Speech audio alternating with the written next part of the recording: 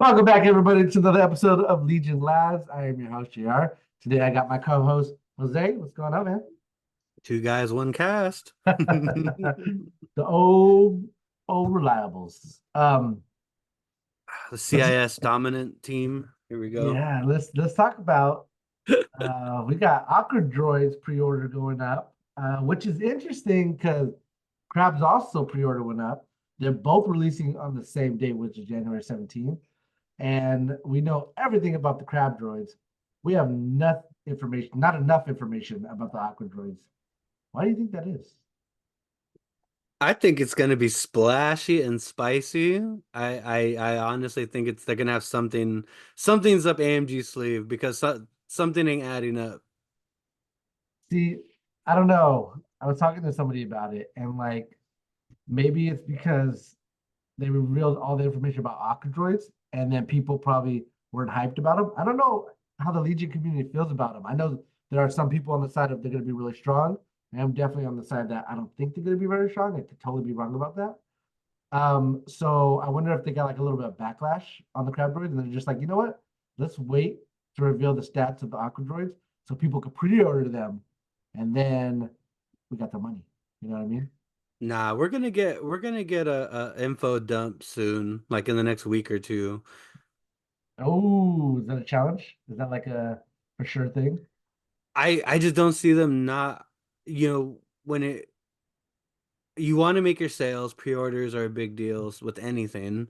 And I feel like if you don't have information, you're not gonna want to take a risk on something you don't know. Like it's not, it's like here's this car. You don't know what it looks like, but it's gonna cost 8 grand, or you can go get this Honda Civic that's really nice. You know it's a Honda Civic, you know it's a beater, but it costs 5 grand. Like, I'll get the thing I know. I could pay Hmm. 8 grand and get a freaking VW Beetle from like the 70s that has no engine. So they're gonna have to do an info dump soon. If they wait too long, like I feel like it's gonna be rough because even like when you look at like our LGS, like Roman's awesome and Roman does his pre-orders, you know, he gets a little bit of extra based on, okay, these 10 guys are ordering this much, let me get a couple extra for the shop. Like how does he know what he's gonna order now? Because Yeah. nobody has like you got people like me and you who are like, I'm gonna get this, but we are gonna get it because we have certain feelings about it, and we both play CIS, and other people are like, maybe they dip into CIS, but they're like, why am I gonna do that when I can just get crabs and know what I'm getting? So there has to be some kind of info dump coming. Has to.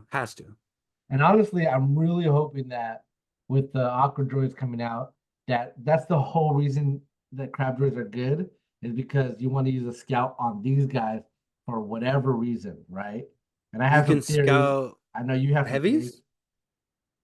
Assuming they're droid troopers, because I think you can only do scouting party on trooper units. If they're a vehicle, you can't scout party them. No. So I think they're going to be droid troopers. What do you think they're going to be? I think the safe bet is droid troopers, but I could see them having special rules, like because their base is big. Their base is the size of I think it's the size of a. It's either going to be the size of a Droidica or the size of a ATRT.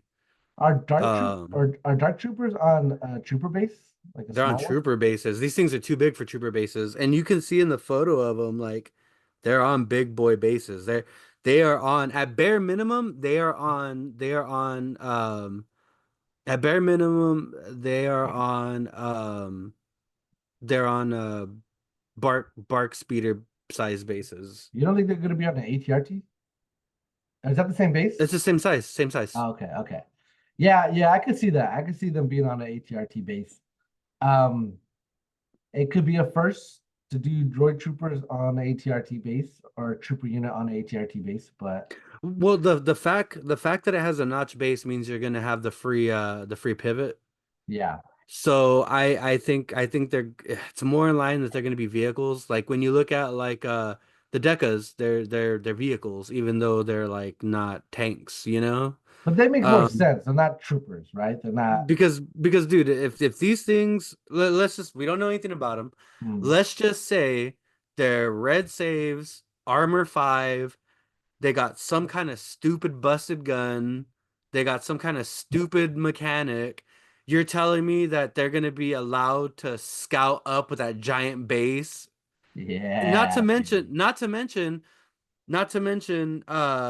if their silhouette's going to be the same as the crab droid, and the crab droid's already line of sight blocking. So now you have these big ass things that can be line of sight blocked by the crab droid that's pulling them up.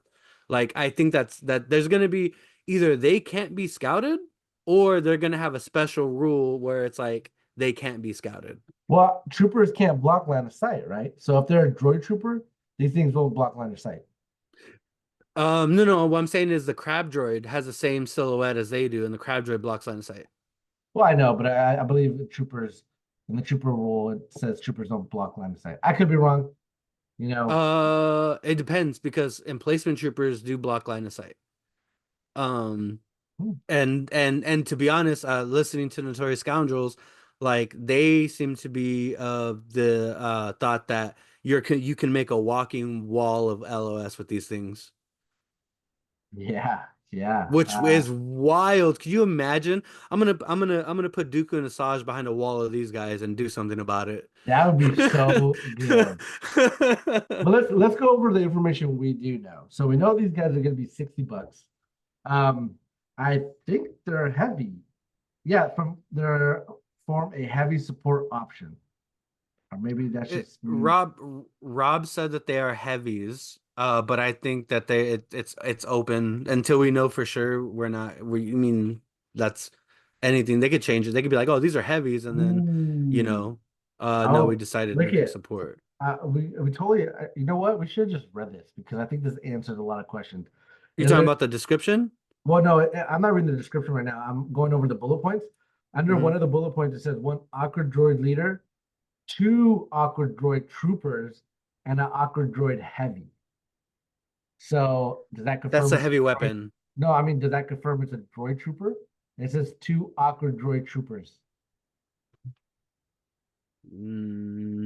I don't think so because that could just be just generic, the Like generic language? talk. Yeah. Yeah, because no troopers. We don't have. Oh, maybe. I Well, mean, the only troopers that we have that have the free pivot are emplacement troopers. honestly, I'd be excited These for droid troopers because then you could do so much with them. You could have B2s, and like I'm assuming they have red saves, and then or you could do B1 spam, and then at the end of the chain you put on these guys. Perfect. these guys are going to be too expensive, I think, to run these with B2s. What I want to do is do three crabs, three of these guys, and three B2s, and see how that works out. That sounds like a naked list. Hey, if these guys pack a punch, which, as I noted, looks like in the unit card, you're going to have a base of three troopers, assuming Well, that. hold on. You got to get into the discrepancy between the back of the Yeah, box well, contents that's what I was and going the to get to. bullet That's points. what I was going to get to. So, for it looks like you can get three units in the squad, and then you could add in the heavy to the unit, giving you four aqua droids. On the contents that you said you're going to get in the box from the description when you pre-order, it says four miniatures, four 50 millimeter bases, one unit card, and five upgrade cards, and one punch sheet. Upgrades. Upgrade cards. Upgrades. We'll get there in a minute. One punch sheet, one insert. Now, just as my co-host pointed out, if you look at the actual pictures on the contents of the actual box, it says four plastic miniatures, two cards, one token sheet, and one insert sheet, and that's it. So, Jose, who do you think is right here? Oh, I, Did I did the, feel the like AMG Webbers mess up, or did the manufacturer mess up? it would not surprise me if the manufacturer messed up. I believe that the contents of the five upgrade cards because because you're getting two cards. Like, let me I thought we had a. You don't have a Legion box around you somewhere to read the back of Yeah, it? I throw all my Oh, Legis boxes away. oh man, you're a terrible individual. I keep the posters though. That's You're so AMG. dumb. I'm gonna give you kudos for those little posters. Keep them coming because I frame them and I put them on the wall. Like I have them all. So it's He amazing. does. No, like I choose to believe that the five upgrade thing is a thing because one card one card is so we got five cards. Okay. One card is going to be a heavy weapon. Okay. One card is going to be the extra guy. There, So there I'm there's no think extra guy. are you are you sure this isn't okay, so hear me out. Are Okay. you sure this isn't like Deca's where it's a squad of two? You add a third guy as an upgrade and you add the fourth guy as a heavy? That's a possibility. You might be right. You might be right. So then Eh, that's two. I think that I mean, hey, we might get another AI program card maybe. They look like they could use a program card. It would give you guys another program card option, maybe something better that spices up the tank, the snail tank, and other things. Um, but the thing that gets me is when you read the description of the unit. Here's what gets me on that. on the box or the actual Um, description in the web. the box. So it says AQ series battle droid capable of fighting both on land and underwater. They are highly specialized, furnished with retractable laser cannon and reliably well armored. So I think that their weapon might be a transforming weapon. Seems like it, retractable. So short range shotgun, long range, range four, like a poke gun maybe. Mhm. Um, but it says while used in large groups. So if these guys are droid troopers, it might be kind of crazy to give them like a double squad. No. Or You think I'm so? just I don't know. Like what if the card is Aqua Droid, one mini, and then you add, the weapon and the guy, and the other card is like add another additional. Like I don't know. It's so weird because the description says these things are deadly in groups and cannot be stopped let me see. They are, when used in large groups, aqua droids are nearly impossible to stop, presently advancing toward their target until it's eradicated. They're building these guys up to look like world destroyers. Um, Aqua droids are often seen supporting surprise attacks, wading in mass out of the ocean. So that part right there, I want to say that they're gonna have like a Cad Bane ability, where they're just off the board, and it's like them coming up from the ocean. Ah, surprise attack. You know That what would I be mean? cool. That would be cool.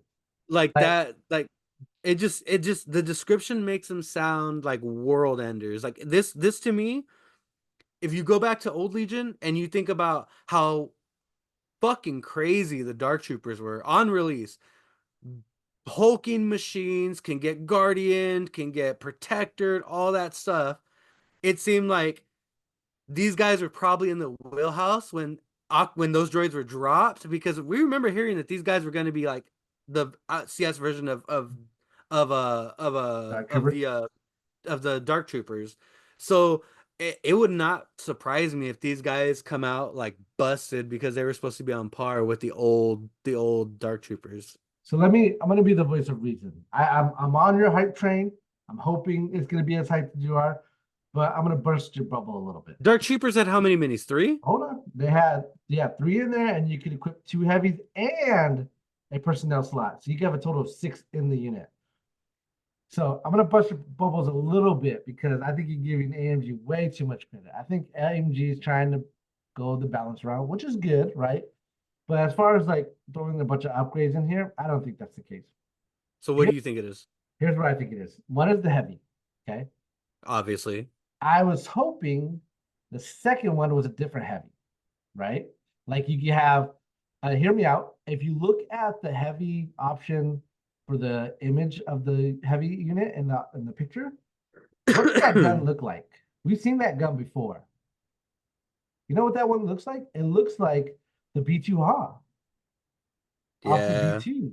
So what if Uh, that's the Aqua Droid of the B2 Haw, and then but when you said you could add in another one with the personnel slot, I think you might be right about that. I think because the picture shows two of them, and I think when they say in large groups, I think they're thinking you add the personnel and the heavy to make this a four-man squad.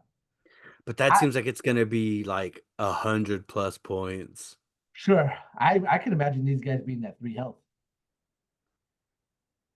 Maybe they're the reason the repair droids got nerfed. That's another good example. That might be a good example. And to bust your bubble a little bit more, so you got the heavy. The other card might be a heavy or personnel, like you said. I think the other three cards are just going to be the generic AIs that we already have. Oh, see, that would suck. That I guarantee it. That's what it is. Like, there's no way.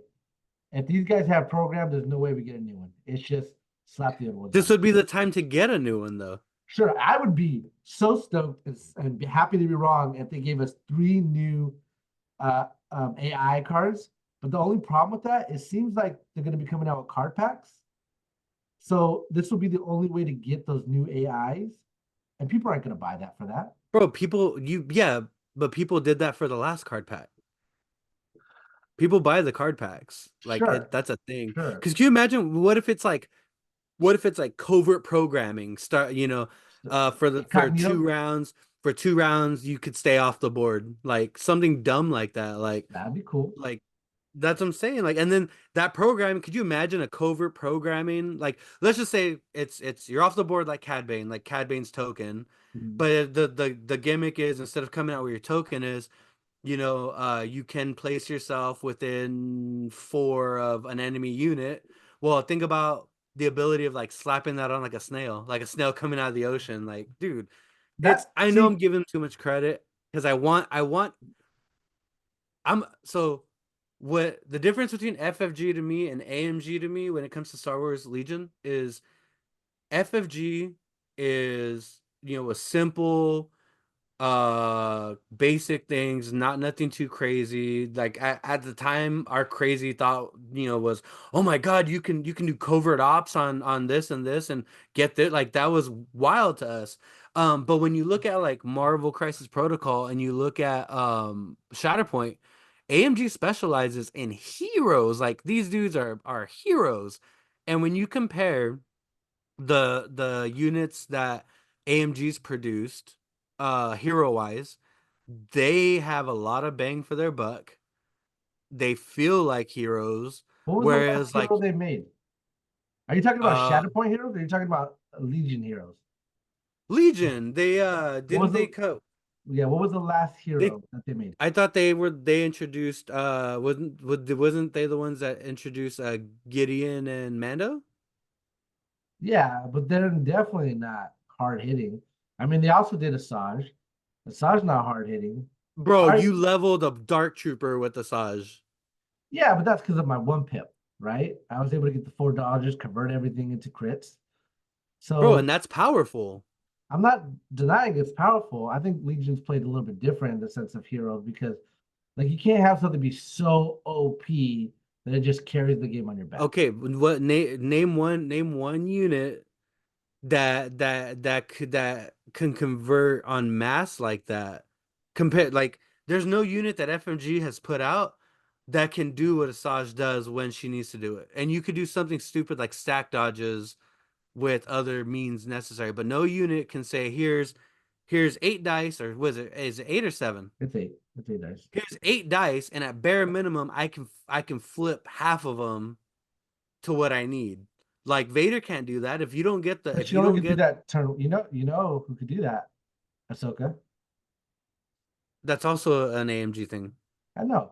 I know. And I get where you're going with it. Like no other unit on pre AMG has the output of that field. Like Cassian was the biggest one.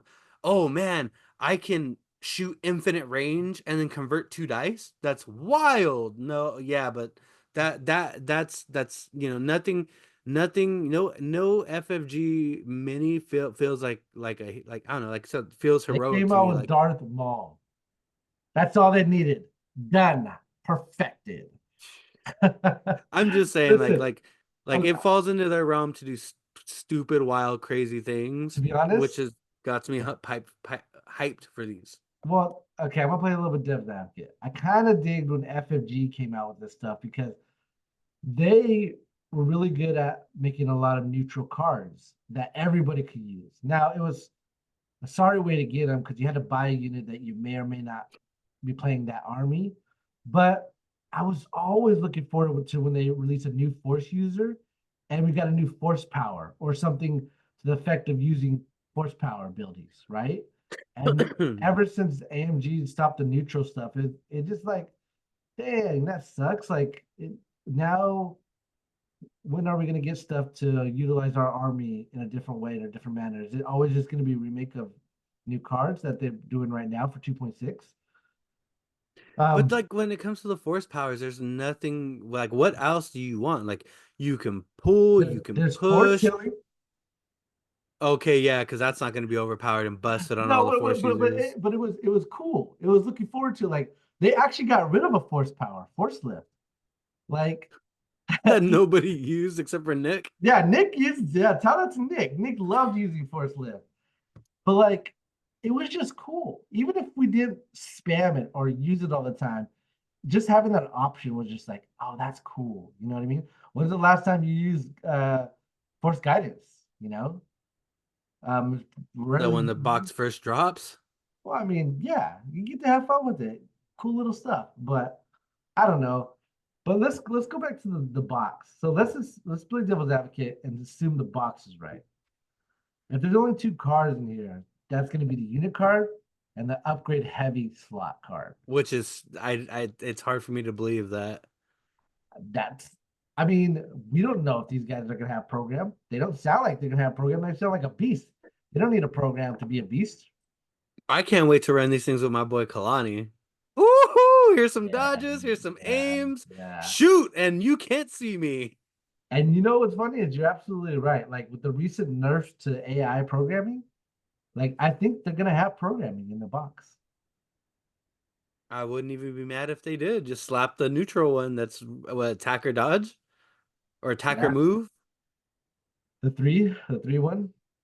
And look at the gun they have. Like it's a long barreled gun, which I'm hoping it's a range 4 Nah, it's unit. gonna be the Ha. It's gonna be a version that version of the Ha. No, no, not the heavies. Look at the regular guns that they have on the. Oh, the regular ones. Yeah, that'd be cool. Maybe range three. I don't know about range four. That would be that looks like that looks like a miniaturized like sniper rifle. They're just that good, right? Well, and then two, look at the mini on the right, how he has his wrist. They're gonna have wrist rockets. That's the same B2 pose. Yeah, but they didn't. I guess you're right. Bro, they literally have the B2 pose for the wrist rocket, and on the right side mini, the Ha B2 pose. Right. Yeah. So you want them to be range four? I want him to have I want them to have range 4. Not nothing crazy. Like give me 4 black dice. Like that's it. Mhm. I that's not ground shattering. At most you'll probably get 2. You'll have and if you want to go higher, you'll have aims. The Ha make it like stupid expensive. And if it is a Ha that gets rid of cover, and to be honest, we've seen guns like the ATRT from Rebels and Gar have the same upgrades. So make it a B2 hub, but make it more expensive. There you go. Add attacks to these things. So what I'm thinking is range 3 ha, range 4, but I would love to see if maybe that gun is like because it says retractable. So I would like to see if maybe on the unit card it's like the Wookiee battle shield, like before you go, you can flip to Right. whatever you want to use and have the retractable gun be like if so range 1 wrist rocket, we'll just say that in there because it looks like a wrist rocket. Mhm. Then the long gun flipped can be range 2, but make it like, I don't know, a black and a white, like, some similar to B2. The long gun can be range 4, and then the hog can be range 3, like make it an all type of range thing, but like not overpowered, but still like the power of these things is gonna be basically like it's a moving wall, you deal with it or you die. Right. Because what's I'm behind it's scarier than what it actually is. right. I'm just excited because with the release of the crab droids and these aqua droids, hopefully we get. I think his name is Karkardon, Karkardon. Oh, Concord done. Yeah. Hopefully we get him. That would be cool. And then what? Did they have any more like aqua looking droids that they haven't came out with? No, to be honest, there's only one droid, and it's just like Qui-Gon. I've been begging for it forever. I want the Mm. sniping freaking Deca, the sniper Yeah, Deca. sniping But deckers would be cool. I mean, I don't know. It's they just need to fix deckers in general. I just don't think they still don't do enough. They're going in the right direction. They're cheap, but we'll see. you gotta be kidding me! You got bring them to hill. You roll a Deca, a double Deca onto something that's a free freaking VP. Yeah, but it's the order control, and then it's they just need Surge to hit. At least Surge to hit. Then they would be better You're because killing me. they're never gonna get aims. I mean, now that I guess they could because the AI is not really a thing no more. AI is not a thing no more, and if you really were butthurt for an aim, you can put freaking emergency transponders. Like I think they're decent. Like the problem with Decas is everything else in that slot's better. That's it. That's it. And Yeah, I don't even think it's by a large margin. It just depends on what you want to do points wise. Like to be honest, if your goal is to get bring them to heal off, then two decas is gonna be a for sure points. mhm. If you set it up right. And then people underestimate their speed 3 like zip. Like I've done that before. I've sent a deck of speed 3 left, a deck of speed 3 right, and then pop out and then but old Legion was behind, got behind the cover. But this time, like, now that AI is not even a thing, bro, like you could flank them like crazy. Yeah, but the Yeah, problem they is will die, but I the I pro. think that you gotta play some games with them, man. Play some games with No, them. no. The problem is that now that heavy's cover is even worse, you never want to put them in ball mode ever, because then that's the moment to shoot them at, right? I think they need to remove or redo ball mode because that just sucks. Like maybe you should give them armor 2 or something when they're in ball mode and surge hit I I and I make it have 5 points, like 5 points just for the unit.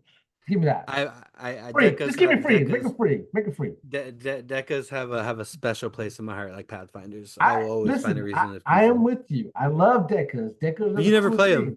them I played them when they first came out, and then the years ago. yeah, they were so cool when we watched them on Phantom Menace. You know what I mean?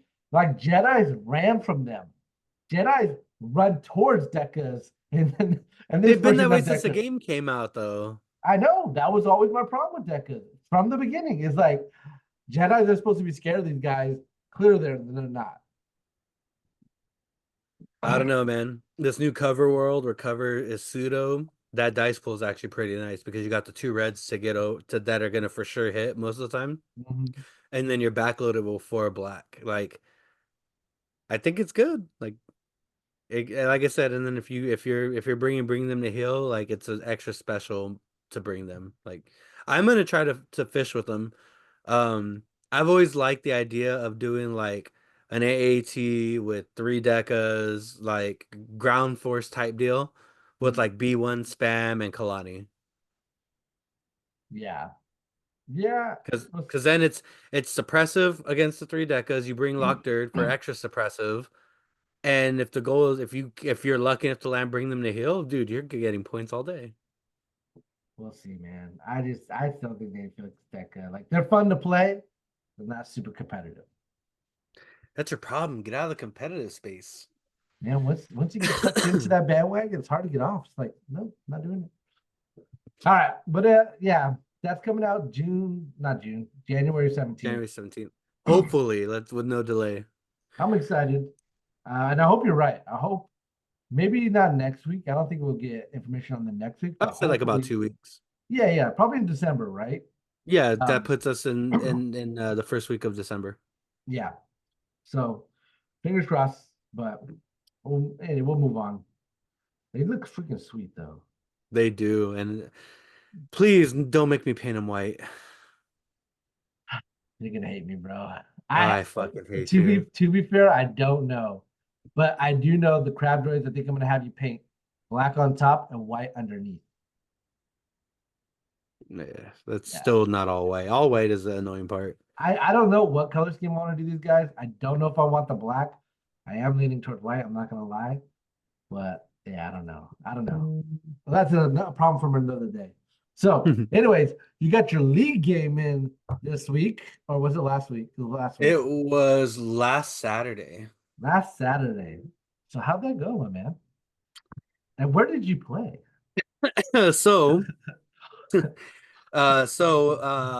we normally play at the shop. It's the place to be when you want to hang out with the boys and throw some dice. But Legends had a signing event. No, not Star Wars. It was Power Rangers, which I'm a big fan. Mm, But they had a Power Ranger signing, and because of that, the shop was not doing game night, and Roman was busy. So I had to locate a place. Like we with the league, we get into like, hey, let's meet up here, let's meet up here.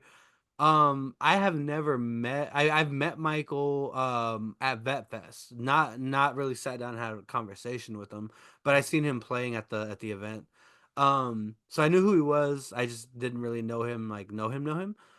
So it's always weird for sometimes when you're meeting new people. It's like, hey, I could host it at my place. Cool. I'm gonna go over there and get kidnapped. So what are you talking I've about? You don't remember? It was COVID, nobody was playing, and then we got to talking because you're gonna pay my stuff, and then you're just like, "Hey, come over, let's play a game," and I was over there. yeah, but you're like a crackhead. So continue, continue. Uh, so um, so I hit you up and I was like, hey, if you're not busy, I think it would be cool if we could just play at your place. 'Cause neutral site. And I like I said, it's when I get invited places, I'm like, I don't really know you. Like let's get it straight. Like I've gone to JR's a few times, and he's been like, "Hey, you want to play some PlayStation? Here's some candy." And I'm like, "Yo, no." And I've known JR for years, so so it wasn't PlayStation. It was Smash Bros. Um, Super Smash, baby. yeah, so I figured it'd be cool to go hang out at JR's and play there. So shot the text to Mike in the chat and he was like, I'm down. So we ended up getting a meeting there, setting a game for 11, and it's nerve-wracking because I've never I've never played Mike, and so my thing is like when I play people and I play them often, I know what their tendencies are and I kind of know how to gauge around that, list build around that. I knew nothing about Michael except for he plays Rebels.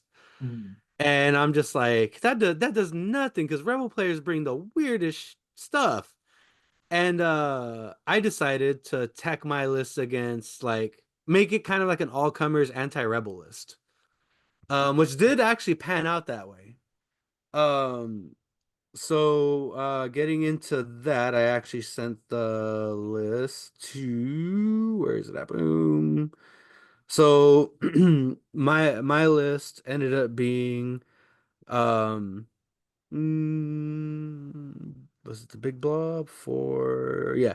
So I ended up renting 11 activations because I knew that rebels were going to be in the 10, 11, to 12 range. So I was either going to be above them in axe, with them in axe, or below them by one. With the way my deck is constructed, I have the advanced intel like everybody does. So I had a chance to, if I was below, to at least tie it up. Had the cards fell that way. But my list was 11 activations at an even 1,000 points. I had my boy Kalani because out of all the attacks, Kalani's my favorite. Like it's just I'm a gun guy, and Kalani's just like you get a name in a dodge, you get a name in a dodge, maybe I get a name in a dodge. Oh look, exemplar. Yeah. So Kalani's mad fun. But I've always Jared knows ever since Super Tax dropped, Kalani's been my go-to. I've never ran Kraken, I've never ran the regular, just it's Kalani all day, every day. See, I want to run Kraken. I really do because he's got a better melee profile and he has Run him with charge. Grievous. Yeah, I could, right? But it's just hard because Kalani is just like, here's free stuff. You know what I mean? Yeah. Yeah. Yep. No, so so I did Kalani that I did four B1 battle droids with the E5S sniper. I haven't seen anybody taking the sniper. I remember it had its heyday back in E5S? 22. Huh? You talking about the E5S? Yeah, I haven't seen anybody take it. Bro, you don't play me anymore. That's why. That you're not everybody, like There's literally and even then, when's there's the last literally time you ran an E5S? You didn't run there's it. there's literally three like committed droid players, right? And that's not even saying that that's our main army. There's you, there's me, and there's Daniel. Who But I else? don't mean just us. I mean in general, like CIS hasn't seen E5S since 22 before they nerfed the spiders. I don't know, man, because I think E5S has been the go-to weapon for B1s because of the critical one and the range. I don't I I don't think you see the E5C anymore. you're telling me you can bring up yeah, so let me say you could bring up a random event and Hmm. find a list with five E5Ss. Maybe not five, but I bet you I could pull up a list. If it had B1s, the heavy weapon was E5Ss. But Maybe most of the time they're arguably, naked though. arguably with the last meta, probably rockets because armor was heavily in the last meta. It's always been the Rockets. Mm, Especially because it was the bigger dice pool and armor. I'm telling you, dude, like I don't know, it's man. I don't think B1s were I, taken B1s were taken as naked with the medbot or naked with the rocket. Or sorry, regular with the rocket. Um so I was like, man, I mean, come on, Jared, I had to blow the dust off of these things. Get out of here. So, because you. anyways, Oh man, I'm yawning. But that was because you were playing Gar. so I wasn't a fan of the E5S in the beginning. When the box first came out, I gave them to Aaron for free. I was like, here, you can Are you have these. Yeah. serious, The only thing bro? I kept That's what I want with the LVO. dude, the only thing I kept from that upgrade box was the repair droid, the med droid, and the droid, just because the droid looked cool. But literally gave Aaron the Wiz, I gave him the E5S. I'm like, ah, this is a shit gun. Here, you can have it. Mhm. But anyways, back to so four B1s with E5Ss because with the new cover system, I like my chances of getting one hit through at range 4, and spiking the crit doesn't hurt, especially when I have to close the distance. Now I got the red white with the six white dice, and I get that surge conversion off more when I'm in close. Mhm. um then I did a B1 blob with E5 C and portable scanner. So this game I wasn't able to get the portable scanner off as much as I thought I was. So looking at this, like I can shave that 6 points off and reinvest it somewhere else. Um, but there's a method to why that was there. Then I did two BX commandos with the Deoxys Mine, Tenacity, Emergency Transponder, and Vibro Swords, followed up by two BX strike teams with the Sniper, Emergency Transponder, and Deflector Shields. And another staple of Jose Classic CIS was my good old fashioned AAT, fully loaded with the droid pilot, the targeting array. When I say fully loaded, I just mean the high energy shells because it's busted when you can do double velocity. Me and Jared have some disagreements about that, but we'll get there. Yep, Um, yep. so the method to this list was when I look at what I was bringing in terms of card wise. What was that? Let me see. Screenshot. So my cards. My cards are shifting priorities, bunker assault, and close the pocket. My next set of three cards is mark targets, bring them to heal, and the third one is dang, I don't remember what the third one is. The third one is scanners, I think. I Probably. think it's scanners. And then my green cards are advanced intel, the dodge one. Always forget the name of the dodge one. Um, Cunning deployment.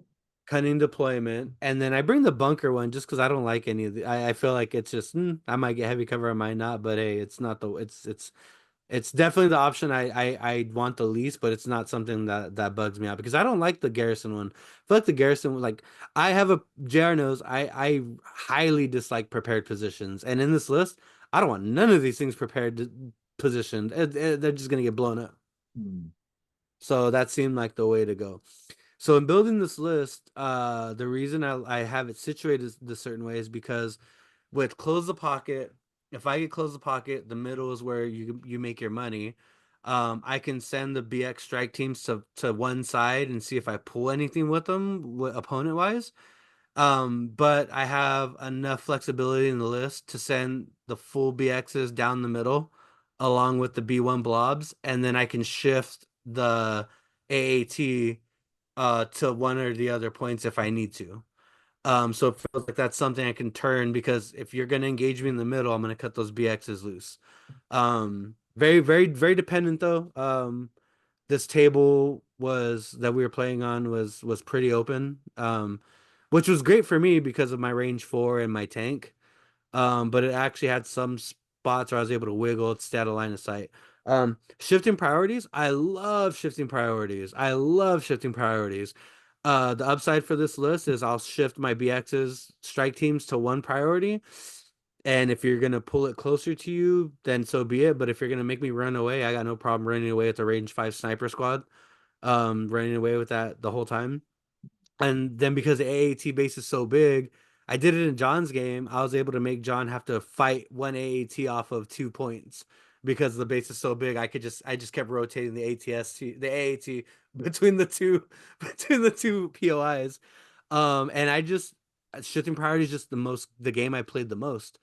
And then bunker assault never bothers me because the the BXs will get there, and then the AAT can get there.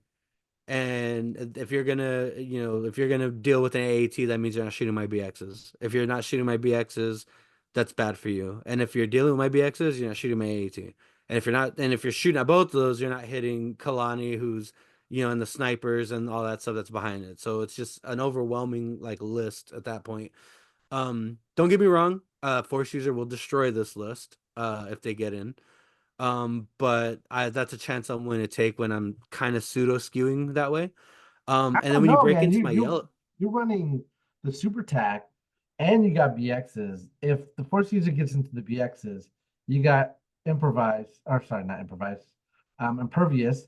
And then if you play the two pip, the super tack two pip, you get a dodge, you get immune to pierce, um, disengage, and disengage. Is it immune to pierce? No, it's not immune to pierce. You get pervious. impervious, Yeah, which and is kind of disengage. wasted, but it's a disengage I like on that card. So then you get into my yellows, bring them to heal. Always fucking good. I'm a droid. I'm a droid. I don't care about the suppression type deal, but Hold on I'm a minute. gonna Hold on a minute. So if you read Bring Them to Hills, it still goes to if you're suppressed, right? I'm gonna do air quotes here because the card actually reads that if you have suppression equal to your courage value, it doesn't say suppressed.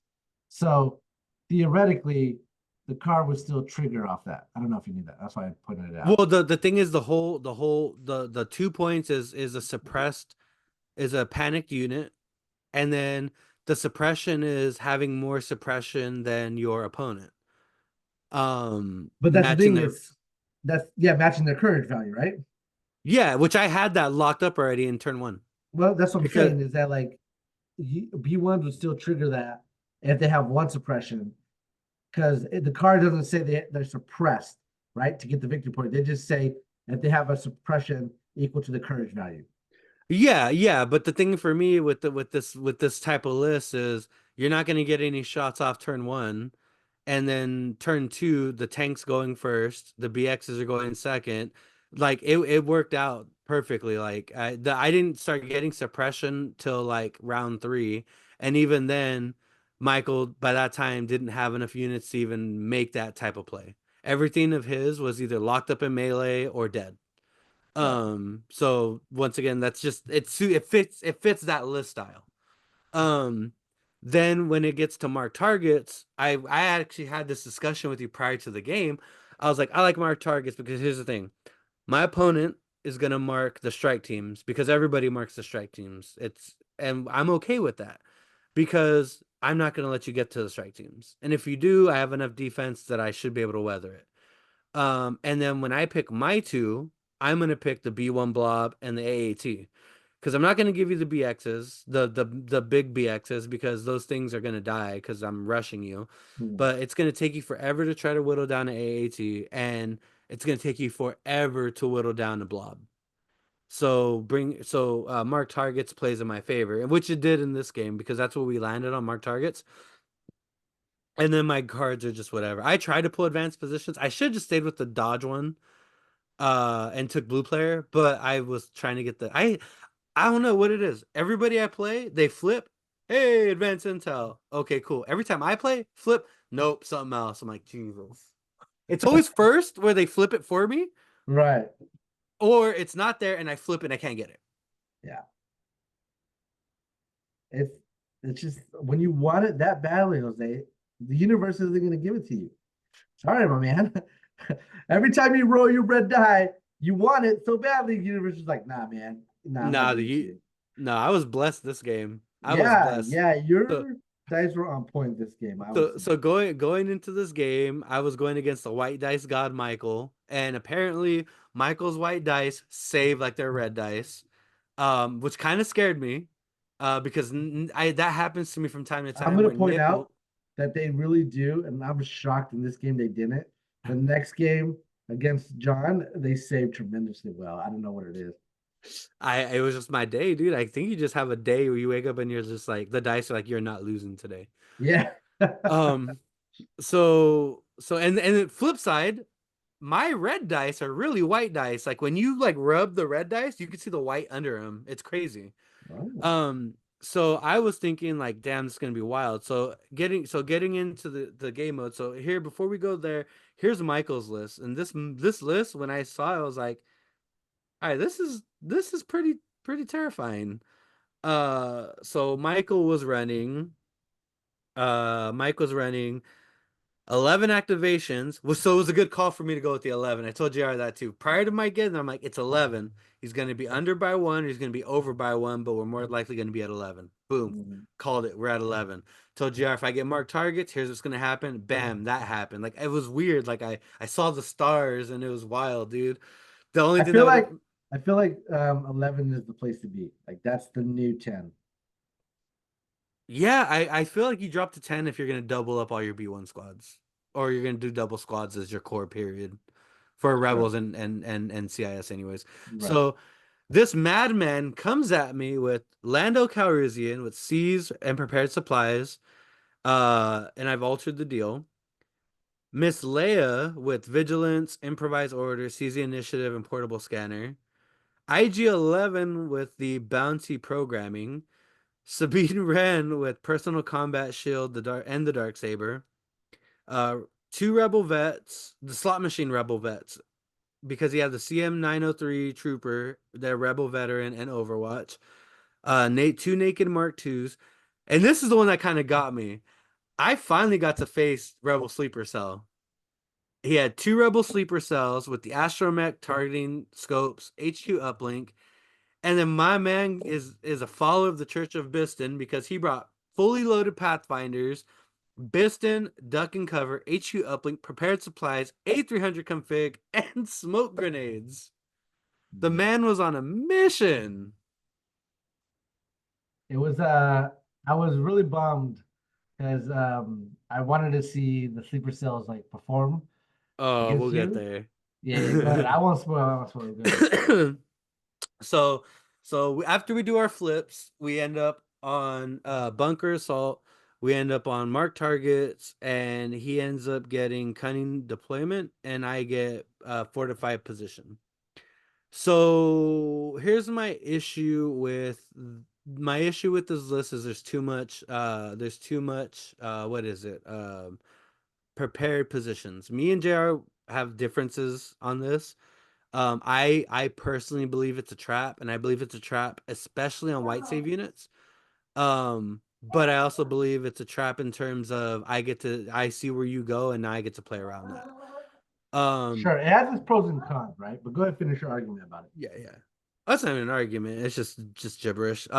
So Well, then let me Mike does let me say my 2 cents. Like, okay.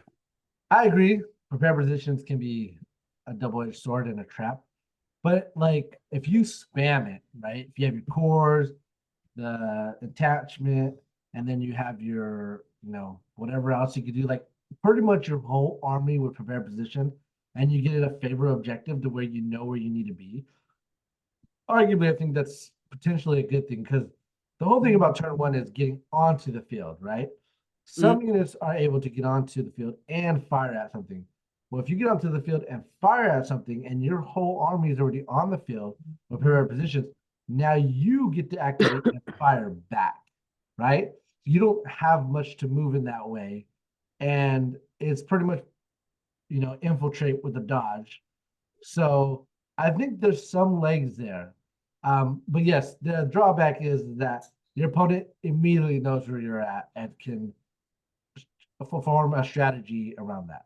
Yeah, and so that's what ended up happening because when we did our mark targets, my targets were both of his Mark twos, and he picked Leia and Sabine, which safe picks for Leia and Sabine because Leia shouldn't be fighting, and Sabine is a Mando. Sometimes those things just don't die.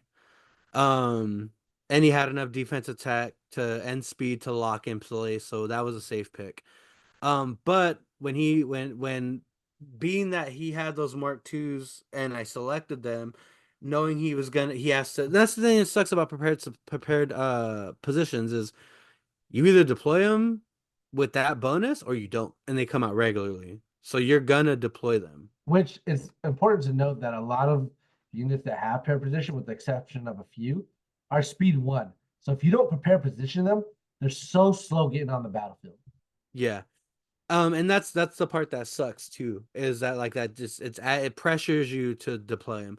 So Yeah. knowing that he was gonna deploy him and I had marked them, I knew I was gonna have free reign on collecting those points. How I went about it, me and Jared talked after the game, could have been so much simpler had I not been so trying to press for time. I was actually trying to speed up my play, which caused some errors. We'll get into that. But so he deploys center of the map. He deploys the Mark twos, prepare positions, drops them at the range where he can drop them, and then he drops the veterans same spot. So where they are is you got two Mark twos in the back on the left and right, close to the his bunkers, and then you got two CM9 vets a little bit further up, but like they're there too. The reason that came into play was because my list is primarily range 4 to 5. So the way the table was structured and the way the deployment ended up being, like I got to basically have my choosing of what target I'm gonna take out first. All right. Um, so he deploys that way. I see what he's doing. He's trying to like stretch where he needs to stretch and try to get me to come into those standbys. So we start the game and I play. I have the photo. I play. Where is it? I should have. This was the one game I didn't take a lot of photos on. That's the part that sucks. Because I did take a photo Because of. you're Okay, so so nervous, you're focused, my man. yeah. So what I've learned is when Leo's on the field, it's hard for me not to worry about coordinated bombardment, especially with strike teams. So what I do to counteract that is I go with Roger Roger so I can get some dodges. because she's not gonna crit every time, and if she does go for my strike teams. They have the shields and the dodges now. So I start off with Roger, and I feel bad because I don't remember what he. Do you remember what he started off with? His first is no, I don't, unfortunately. Yeah, I'm sorry, Mike. I should have remembered. Um, but anyways, so I start my daisy chain, and basically after all said and done, I end up with Kalani in the bag because that's what you do.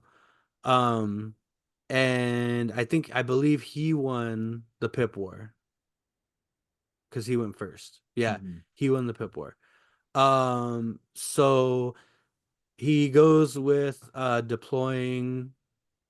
I think it's the no. He infiltrated the Pathfinders. Who did he go with? Um. That's why we take pictures so we can remember. I know. Let me look at the list again. This is why we need to get him on. So it had to have been okay. So I don't think he deployed. I think he ended up moving with one of the vets Mhm. or the Mark II, one of them. So my bad. He went with the vets. So he moved the Mark II. Sorry, he moved the Mark II, lost his standby, and then took a standby. Reasserting that standby. So my whole thing is I need to see where he's going, what he's doing. So what I end up doing is I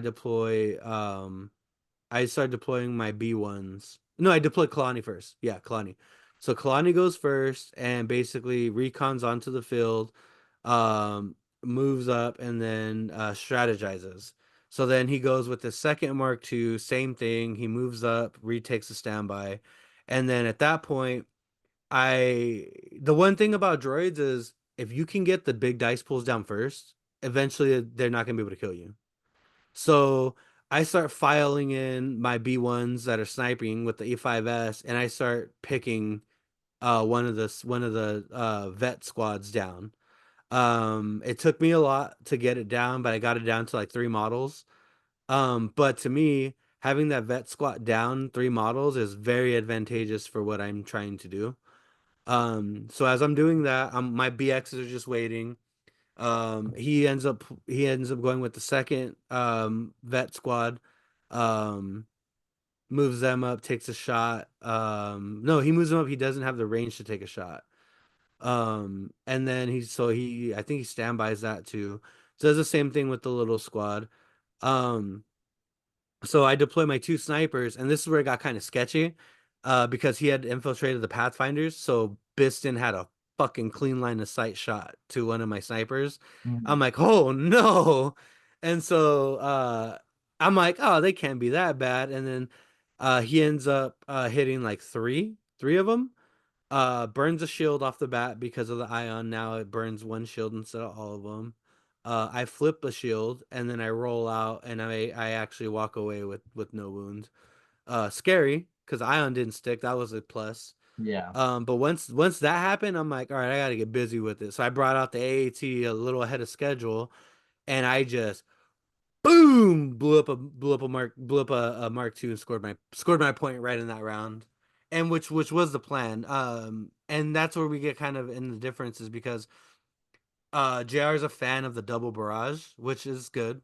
I don't trust the double barrage because of cover so finicky. Sure. I like If okay, go ahead. Continue with that. so I don't bring aggressive tactics, and because of that, I don't have surge conversion. So I like bringing the double high velocity. In terms of using arsenal with the regular mounted blast cannon, and then the high velocity shells, because that dice pool is seven. It's a six red, one white, critical three and impact if I need it, and high velocity so I could shred the dodges. It's I actually feel it's actually seven red. one white. Seven red. Oh, okay. So seven red, one white. I feel comfortable with that pool because if I hit those, I'm notorious for hitting surges. Like Jared's seen me roll a bucket of surges and nothing. So that is a comfort zone for me. And in this game specifically, I don't think there was a single shot that I didn't hit the crit three. Well, see, that's the thing about the new changes for the AAT is that their gun already has critical two. With the high velocity shells, it's critical three, but they surge to hit anyways. So that's why I'm kind of advocating for just no guns on the AAT, and you could just barrage. The only drawback to that is on turn one, the first move has to be to get on the battlefield, and then you're shooting red four reds. But every turn after that, they they attack twice. That's two suppression. That's a total of 8 dice. There are going to be games where the defensive rolls are going to spike, and it's not going to seem worth it. But I don't know, man. Just laying on more suppression and attacking twice just seems like the way to go. Like if you want to go a cheaper route, I'm just taking the AAT. I necessarily don't think you need to put missiles on them anymore. I like the one shot potential, which is what I was achieving. But yeah, like I said, different strokes, different folks. But I was able in that scenario, I was able to just pick up an MK off the board, pretty easily. Because it had high velocity, his dodges didn't matter, so that was dope. So by that point, the whittled down Mark II had taken so much suppression that Leia had to go and had to use Inspire and try to keep them from panicking. Which was good for me, because I was able to put out another BX unit and take a pop shot at her. Just being able to put some dice down range is always good. Um, so then here's what gets kind of crazy is he Lando, the man, the myth, the legend comes out, and he's close to this pillar, and and I don't know why it went that way. I don't know what Michael's thought process was, but he put Lando in a position where I was able to scout three and double move into the charge. Yeah, you got a little too close. I do agree with that. And we measured it, and I was like, the whole thing always, even if it's in a play, even if it's in a fun game, which I try to be fun all the time, unlike some people, is let I your was gonna opponent say know. I don't think Michael had any fun with you today. So welcome to the bandwagon, sir. Shut up. Um, so I basically told Michael, I said, here's the recon. Here's the double move because they have jump and the barricades are open terrain. I can make it there. Do you agree? He says yes. Cool. Boom! I run the BX unit up there, and I grab Lando I'm and just I have gonna my way with him. I'm just gonna jump in on a side note here. I hate when people say, "Do you agree?"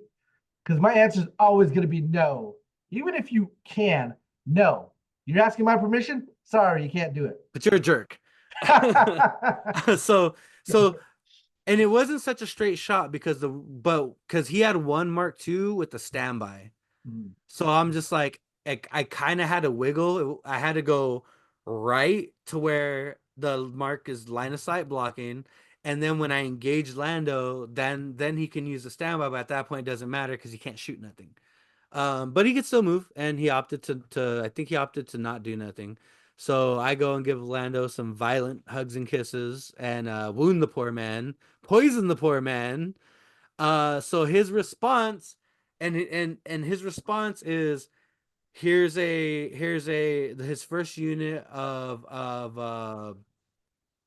the rebel guys, the new guys, the super sleeper cells. cell. Mhm. So he puts the first unit of sleeper cell into melee with the BXs. Like can attack. He just goes into melee. And that's when I think he realized like he made a mistake because of the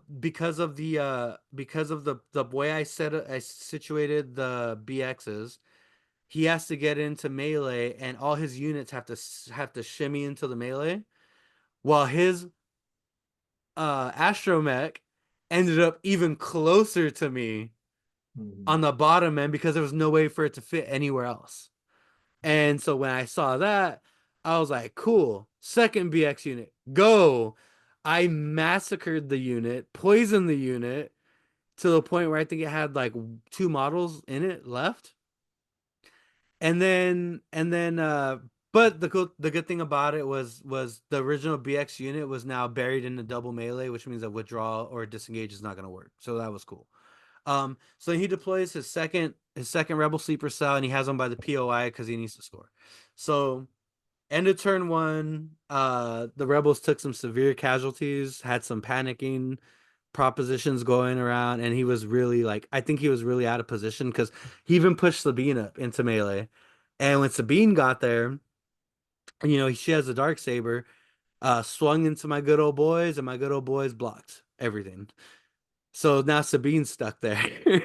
So end of the round, he has a dead vet, Mark II. He has a heavily wounded vet. He has another Mark II that's kind of just derping around in the back. He has a heavily wounded, poisoned Rebel sleeper cell. Then he has a heavily wounded, poisoned Lando, and then he has a fresh sleeper cell on that left side.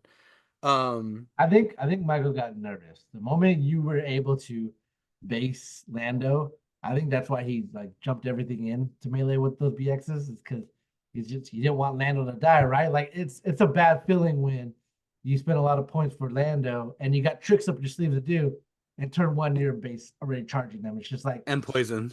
and poison, and you need to do something to back yourself up. So I think he got nervous. Just like, what I gotta rescue him. It makes sense.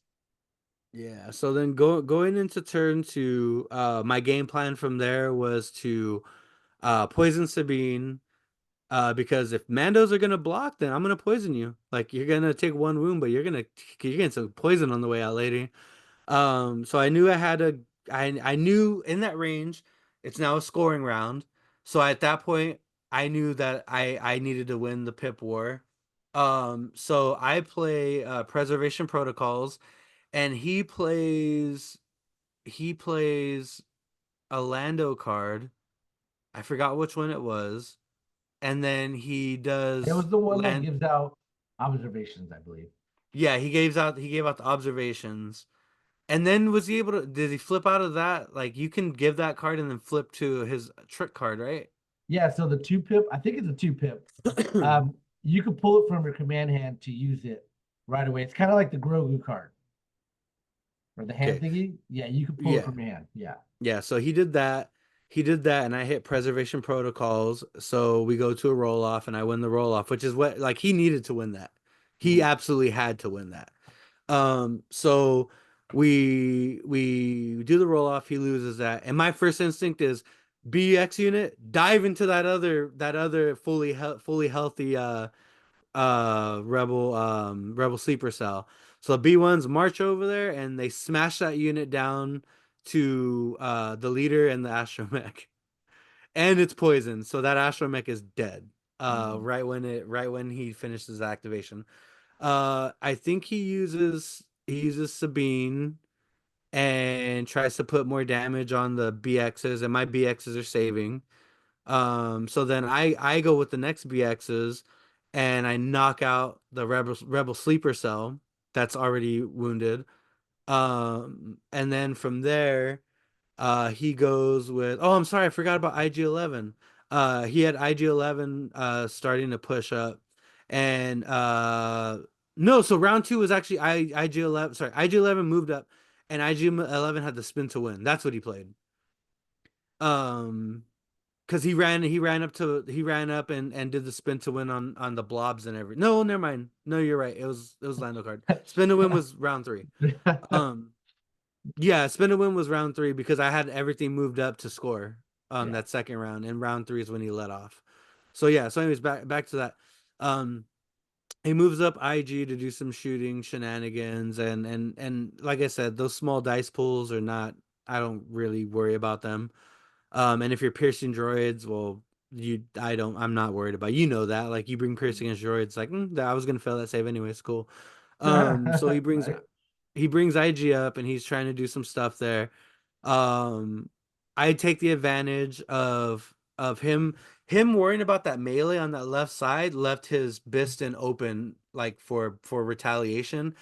So as he's trying to finagle that right side or the left side, my left side, his right, I reload the shells in the AAT and boom, blow up the Pathfinders to where it ends up just being Biston on one wound and his unit leader. Mhm. Um, and he, like I said, he's still trying to finagle that left side because he ends up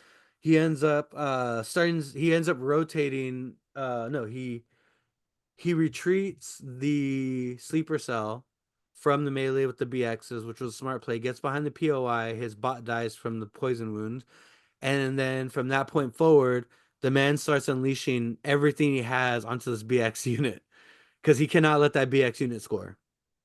Um, so that BX unit can stack with suppression. That allows me to then flatline the Biston unit with my strike teams. Um, Biston's a chunky boy, but against strike teams, it's only gonna do so much.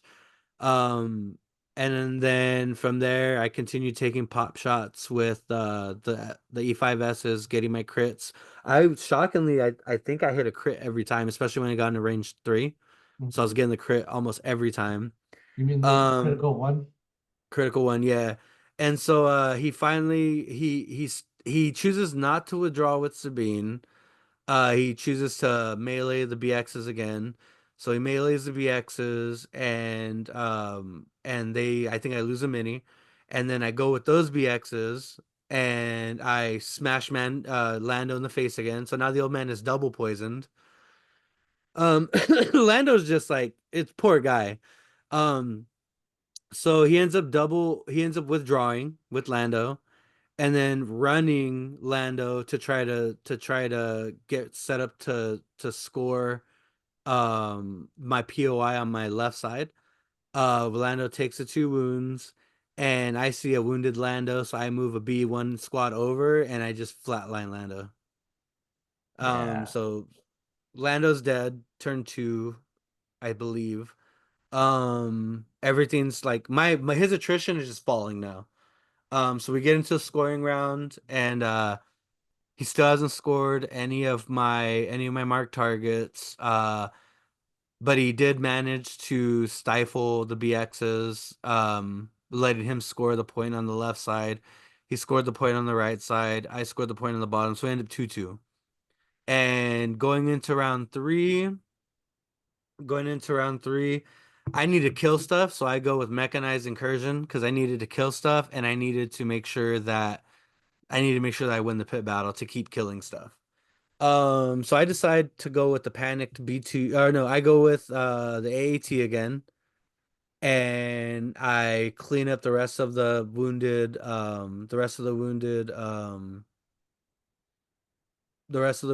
vets. He played the mechanized, uh, the spin to win for IG-11. IG, Mhm. which once again is not good into droids.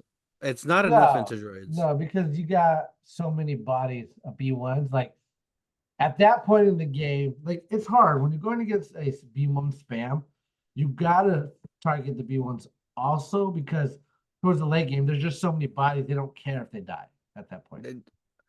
Yeah, and so he moved up IG for the spin to win. And here's the sad part. Not sad. Here's the messed up part. It sucked, dude, because I'm already not caring about the small dice pool. Like hit everyone you want, I don't care. But his dice, bro, his dice were blanking. Yeah, it's so ironic too, is that every time I play Michael, he's godly saves on his white dice and his white attack dice. Like I think Michael is a good player and he's like the He's king a of white. solid player. He's the king of white dice, right? But in this game, man, the dice god, he must have pissed them off because they're just like, we ain't showing up today. Yeah. So I think on that spin to win, he only picked up like 3 models. Which one of the models was gonna be one was in the blob. So I was like, cool. Um, so then we go with more attrition. Um, I pick up the second vet for my second mark target. Um, he picks up one of the strike teams because he scores on that mark target, which was cool. I mean, I whiffed that my red dice had to fail sometime. So Yeah. I whiffed that and he got it, which was good. Um, what I should have did was I should have went with them and because I brought him up to take another shot at Leia because at that point I wanted to try to kill Leia. Hmm. Um, and that costed me when that BX unit died, I'm like, I'm gonna back up the other. It was like the Homer into the grass, like my other BX unit was like, nope. Houdini. Uh, get behind this AAT. Mhm. So Leia's trying her heart dodges here, dodges there. I just have so much bodies as his things are failing that her inspire is only doing so much. Right. Her inspire is only doing so much. Her dodges don't matter because I'm critting through them and I'm using high velocity. Leia's just like screaming, trying to get everything situated. Um, uh, he ends up finally he ends up finally killing that BX unit on the side, but it took almost everything to do it. At that point, I start moving things up, securing things. And then we end up scoring round. I scored the left POI. I scored another marked target. I scored my POI. And then my AAT was about ready to move up into the next round to stop his PO, like stop that right there. Mhm. And then I managed to kill the first rebel sleeper cell that ate it. I killed that. So then round 4, once again, I go with the one pip because I want to make sure that I'm killing things. I want to make sure I have control over his bag. But that doesn't mean no use, absolutely no use when he plays an IG-11 card because I can't stop that. Um, so IG-11, we do another roll off and I win again. Um, and it gets to the point where he has like 4 passes, I think, Mhm. but he can't use them because I'm just going to continue to kill stuff. Right. Put the Um, pressure down at this point. yeah, so it's crazy. So we get to that point, and I send the AAT after Leia. I pick Leia up off the ground. I get my third mark target. I don't manage to kill Sabine. Sabine just fucking doesn't die. I know. I hate it. I don't like Um, facing Sabine. yeah, and then I use at that point, both rebel vets are off the table. Both of the marks are off the table. Lando's off the table. Leia's off the table. It's just Sabine, one severely damaged rebel cell, and IG-88. At that point, I'm pushing everything up because there's nothing you can't stop this metal militia. Mhm.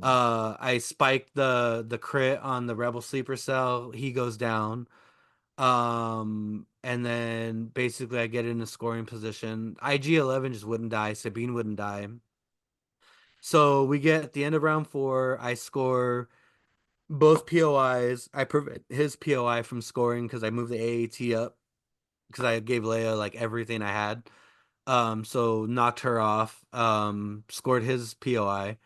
He just has those 3, and he's like, I would concede, but I just want to play the Sabine bomb card. And I'm not gonna be like, hey, you can't do that. Right. Go for it. Yeah. Um, so Sabine winds up, smashes the remaining BX in the face. At that point, both of my BX melee squads are picked up, but I don't care because they did what they had to do. So he does a speed 1 move. I will when he decided not to aim and just smash him, I was like, man, it would suck if he gets nothing on this. Or I save, but he smashed them.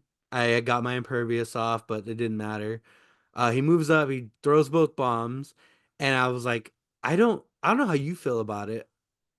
Ever since Old Legion, even Old Legion, I despise Sabine's bombs because I feel like they don't do nothing. Because it's what, red and a black, A red and a white. a red and a white. Yeah, it's. I mean, is it? I'm gonna double check, but you're Because probably right. I told him I think it's a red and a white. You're probably right. Uh, if it's a red and a black, then it's a red and black. But it doesn't change the fact that I told him I was like, man, the only one you're really hitting is the red. I said you rarely get the second one off. Like it's rare that that goes off. Yeah, And you're right. No, yeah, you're right. It's a red and a white, and and you're he's like, absolutely right. And he's like, well, it does good against Gar. I'm like, and I agree. Like, yeah, it does do good against Gar because if Gar fails one save, that's a big failed save. Right, right. But you're guaranteeing one wound into a B1 blob, a B1 blob, a B1 blob, a B1 blob, a B1 blob. It doesn't do good against horde armies, right?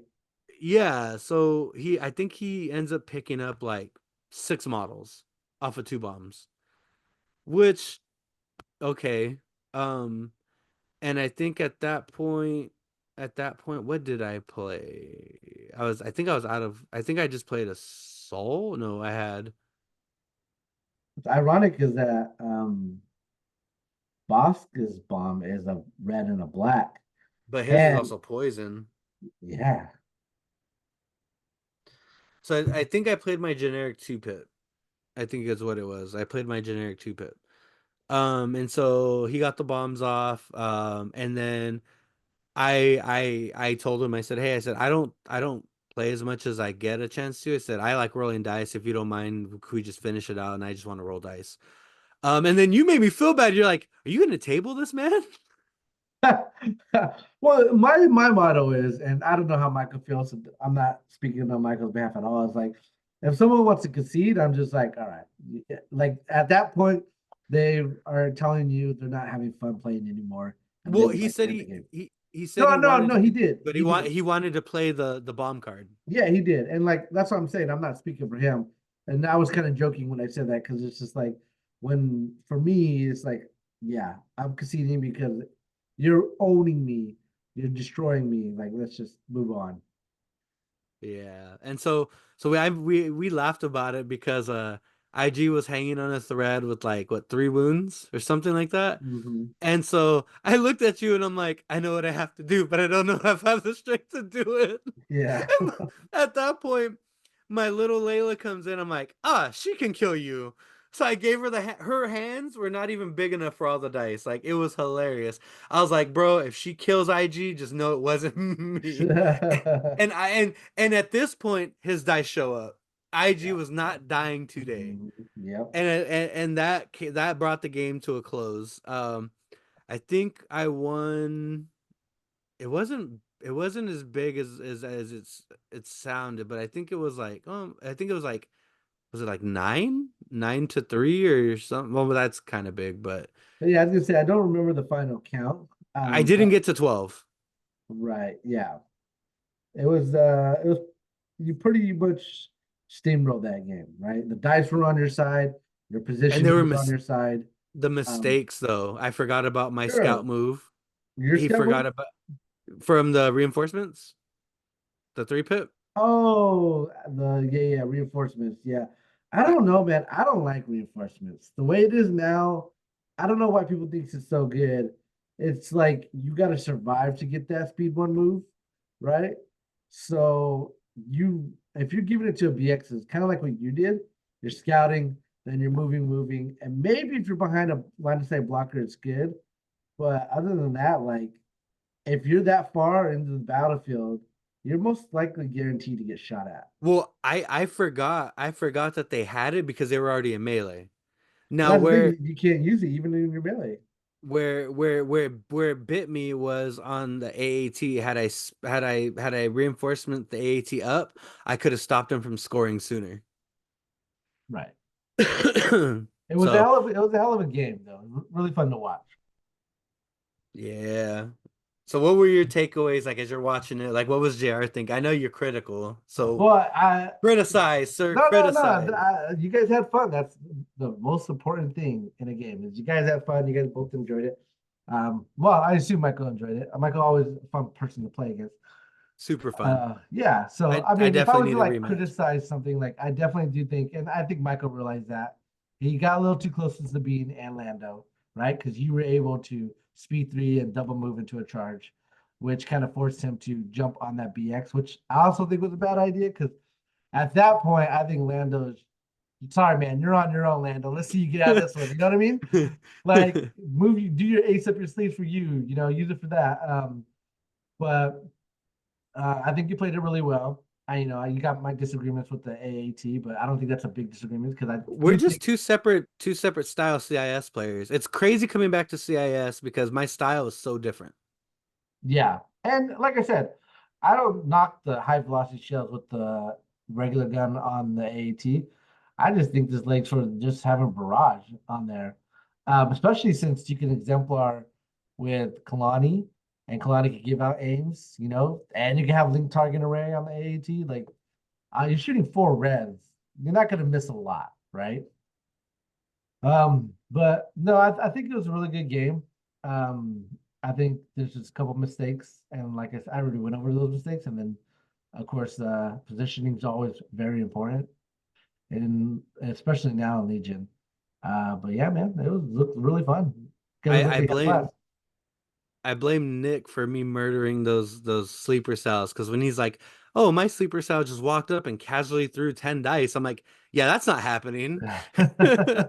They must die." I think the worst thing about the night or the day was that when your daughter just ran into the garage, flings open the door, and all comes down my LVO list and crashing down onto the ground, bro. Did you re-glue him yet? Yeah, yeah, yeah. In fact, John, I was You busy the How rest much of the did you night. pay him? No, he just did it. One day I just walked in the garage and they're all glued. I was just like, bro, thank you so much. Like, John's awesome that way. Um, John, you gotta charge this man. he's He's gonna now try to get free labor out of me. What's funny though is like not a lot broke. Like you were right. Those Geonosians, man, I they told you took a there. beating. But it was just a couple of Geonosians and a couple of other stuff. Everybody going to LVO, he's bringing Geonosians, bring your flamethrowers. Bring a flamethrower. Yeah, man. But no, it wasn't that bad, honestly. And it was fun having It's the fun. girls over to go play, hang out with Riker. So that was awesome. They loved it. They wanted to go back. I'm Yeah, like, we'll have to man. definitely do a play date. Absolutely, absolutely. So yeah, you guys had looked like you had fun. It looked like a blast. So it's always fun to watch games because like it gets you in the mood to play. Like that's what I love about it most. When you're watching a Legion game, you're just like, man, I want to throw some dice. I want to play. So yeah, man. And you did. What did you end up playing what, Michael later or you played Yeah, John I later? played How did Michael. that go? Give us I give us a game. Yeah, I play Michael once a week. Usually we play on Sundays, which is super awesome because mornings are usually free for me, and he is able to accommodate the mornings. So it just makes it that much more easy on my life. But Did he run the same list? so he did and he didn't. This wasn't against you though, because then he had played John, and then he played me a version of that list against me. He took three tauntauns. He took fleet troopers with the Pierce gun or the X shotgun. Squad? No, just the shotgun. And then he took Leia, Commander Luke, and um, Commandos and Pathfinders. Um, and I drew inspiration from your list. Oh So no. my list was Grievous with Recon Intel, um, Endurance, six B1s with the Rat Cannon, Oh, there you go. then three Spiders with the Flamethrower, and then three BXs with the bomb, tenacity, and the vibra swords. In this game, it's kind of similar. Since he had tauntauns, I waited him to throw the tauntauns down because I think my list was like 12 acts, and so his was Well, 10. you don't have a giant AAT, so That's true. three That's points. true. And Grievous Yeah. is cheap. Yeah, I like that part. Um, and he had got a little bit too close with one of the tauntauns, which is able for me to do what you did with Lando, is charge. I was able to charge two BXs because tauntauns are kind of bigger base that way, and I was able to maneuver them. But pretty much one side of the field, I ran BXs and What was Grievous. your what was your game type? Like what was your game setup? It was the intercept signals, the forward one, one in your friendly deployment one, two I on the hate that with the one. right. Yeah, I'm glad we played it because I need practice with it. I actually played the game. I'll go over it with John, and I forget what our secondary objective was. I don't remember. But Pictures. I'm looking at them right now. But the problem is I didn't take pictures of the cards. That's what I That's need to work on. yeah, same. Yeah, but pretty much is I threw BXs and Grievous down one side. I threw the flamethrowers, spiders down the middle, and then I put all the B1s on the right side to get that cap, that POI. What's nice is on turn two, so pretty much turn one, I put all my B1s behind this line of sight blocker. The BX were able to charge, Grievous run, doing some relentless. And then the spiders, Why I the why the flamethrowers on the spiders? Was it a points thing, or was no, it just you wanted to play around? You wanted to get the yeah. explosion off? This is just to me was a fun list to do of just, hey, let's just have everything get close and just start Okay, melting stuff. Like all the B1s will poison something, the BX will do the same. Grievous, use the lightsabers, and the spider will just flamethrower anything. Which ironically, flamethrowers probably the crabs will probably be better than the flamethrowers because in his list he didn't have a lot of big squads. I think I melted one fleet trooper, and then the rest were like dwindled down squads that like only shot 2 units in it. so the dice wasn't worth it. No, no, but it was fun. It was fun. And what I liked is that um, turn two, I played Grievous's Ruthless Commander card. So if I'm at range four or something, I literally had every single one of my B1s take a wound to get that free action. So they move, The cannon. B1s. Yep, pop a B1 and kill it, and then move, cannon, baby. Which pretty much just killed Luke and or killed the commandos. That was a lot of fun, just popping my own B1. That seemed like a grievous thing to do. That's hilarious. Yeah, so that was a fun game. We had a blast on that one. And then my game this week, I played John, and we were actually practicing for LVO. So You guys use the clocks, right? we did. We used the How'd that clock. go? We used the clock. It was I loved You it. guys get past turn three? I think we went to four. I think we went to four grudgingly though. Like Does I that think change your outlook on how you're gonna play it and take it in like at the tournament? Like, are you no, because you were like, I feel like you need to score right away. Like, does that change? Like, you guys getting a four? Does that change that output or no? Like, are you still dead set on scoring turn two? I'm really confident with my list to score pretty early because of my Geonosians. They're pretty mobile. Um I still didn't think we had enough time. Now this is John's first time practicing with chess clocks. And I think at the end of it, he had like 20 minutes left, and I had about close to 40 minutes left on my clock. Did he Um, forget to snap it at any time? Sometimes, yeah, he definitely like he was getting used to it, and like I was definitely putting the pressure on him. I told him, I go, hey bro, I'm gonna treat this like a tournament game. I'm not gonna give you nothing. So he's like, okay, bring it on. I'm like, okay. So I was definitely putting the pressure on it, and like when we talked over the game, he definitely felt the burden of the clock. Like I'm making because he made a lot of mistakes, um, and I capitalize on those mistakes. And but here's the thing, man, is you got to get to the top eight to get to the clocks.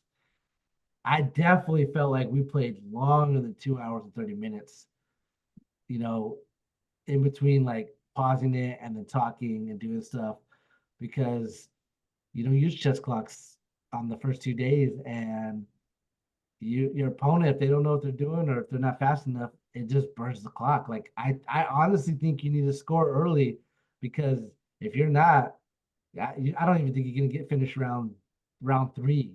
Round Because three, like, we were talking about that. yeah, literally by the end of round two, I think that's when John had like probably 30 minutes left on his clock. And then gradually the rounds do get faster because everything's been dying. But it's round one and two that are the slowest. And it makes sense, right? Because things aren't dying, they're just coming on the field and then they start dying. And then you're like, if you're the one in the favor, you're overkilling everything in round three, and that's usually when the game is called. Yeah. But it was fun. We're practicing, we're ironing out his list for LVO, which somebody else is going with us. I won't name names. But I'm just giving you shit, man. I know stuff comes up. But Hey, um, you know what's better than Jose with 1 year of CIS experience? what's that? A Jose with 2 years of CIS experience and Aqua Droids and crabs, Hold baby. on a minute. Wait. I gotta call you out. You said you're doing the MCP next year. Maybe 3 years then. Yeah, yeah. So yeah, man, I'm getting back in the groove of it, just playing some more games, you know. So you know me, I'm always down for a game. I know life comes in and it messes up our schedules, so I get it. But yeah, you got some rule questions for us? Yeah, well, rules questions for you. Ooh, well, yeah, that makes sense. They're simple though. They're some of them are tied to the gaming aspect that we're doing. So first one is by Redo Live. It says Bounty Programming IG-11 versus Covert Ops. So Read Off says, hi, bounty and converts are resolved during the resolve setup effects step. The blue player begins to resolve his effects. If the blue player plays IG-11's bounty effect and chooses Aiden Versio or Cassian, who has a commander rank at this time, he gains the Pierce effect. Then if the red player uses covert ops and changes Aiden or Cassian's rank to operative, what bonus is then applied to IG-11 for the rest of the game? So That's such a good IG question. IG-11, for those who don't know, gets Pierce against things that he bounties, commanders. But if IG-11, say JR's running IG-11, and he's like, I want to bounty your Aiden, and I'm like, cool, screw you, I'm covert opping. Does he now? Because it's different keywords for commander and operative, right? Right, yeah, yeah. So does he get to keep the Pierce, or does he get the Pierce and the extra stuff? Like what happens? I think at the time of his choosing, it gains whatever he chose. So a good example for covert ops is if Cassian or Iden have not gone on the field yet, and they're still a commander, and he chooses because this is before turn one. He Hmm. bounties one of those commanders and they covert ops. I still think he gets the Pierce because they're the commander at the time of choosing.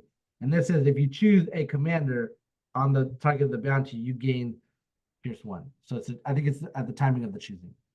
You are correct. Our boy Seth comes in and says the blue player will resolve their abilities or effects during the resolve setup effects step first. He says IG-11's weapons will gain Pierce 1 as they nominated a commander using the bounty keyword. IG-11 setup effect is resolved first as it is blue player's unit. The red player uses covert ops to change the commander to an operative. It will not remove Pierce 1 from IG-11's weapons as blue player setup effect bounty plus the bounty program upgrade card has already been resolved, which is expected. I was expecting him to be like, "Oh, now he gets both keywords." Like, whoa, what? And you're talking about I want OP things. Yeah, no, I don't want that. Like, I will never covert ops. Like, and that's something that rebels do is they like to get their four operatives. Like Mm. that, I expect that to go a lot worse than it actually did. So, Seth, you're the man. Um, the next one, because I'm a very big fan of this, and it's one of those things where it's like, I don't know if this will ever happen, but if it does happen, what do we do? Mm. So this is by M the Blade. If I ruin that, I'm so sorry, my man or woman. Sweeping clear of victory timing. I'm a big lover of sweeping clear, so he says, or she says, it is the final round. It's the final countdown. No. Countdown. We need that. It's the final round. Player A has 11 points. Player B has 10. Player A scores 1 point under sweep and clear. He is now at 12.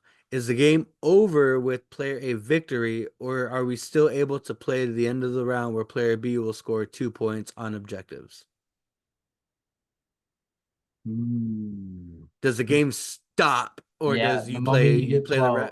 you play the round out? I need to know this for LVO. I want to say it stops the moment you get 12. Like the first person to get there, game over. So Seth says the game ends. We need to meet Seth. Like, be like, hey, bro, we talk about you all the time. It's nice to finally meet you. Yeah, yeah, for sure. He says, the game ends as described in the winning the game entry. If at the end of the end phase of any round a player has 12 or more VPs, you do not check for this win condition until the end phase. If a player reaches 12 VPs in the middle of a round, you will continue until the end phase to determine the winner. Okay, cool. He says players will continue playing until the end phase of that round, at which point they will determine the winner. Player B will have a shot during the score VP step of the round. Please refer to winning the game entry for more detail. So it doesn't stop. That's wild because if they get to 12, can you overscore? No, it stops at 12, right? Yeah, I think what would happen is that since it's at the Tiebreakers. end, yeah, you go to the tiebreakers now. All right, who got the most kill points? All right, keep going to we get a definite winner.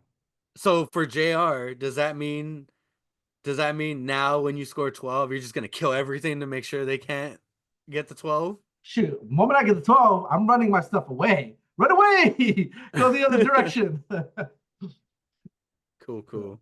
yeah, That was like, oh, okay. yeah. So it's not an And instant KO. you're absolutely right. It's one of those scenarios like when will it ever come up? But if it does, this is what happens. And JR is a fan of running away. Oh yeah, 100%. I He don't likes like it. bullying you until he can win by running away. I'm that guy that throws rocks at you, and then if you stand up to me, like, ah, good, All right. So this next one is we're this one is nice to know because of the new change to relentless and charge. So it should be self-explanatory, but for those people who are getting into the swing of things, your relentless and charge is very different than it was when you came into the game. So you serve your master well and new relentless slash charge. This is by Jeff Vader. Mr. Vader says, you can serve your master well states if it's an enemy unit, you can attack and start a melee with other enemy units. Does this mean with the new charge and relentless changes that the unit would already have to be in base contact if it wanted to melee another unit?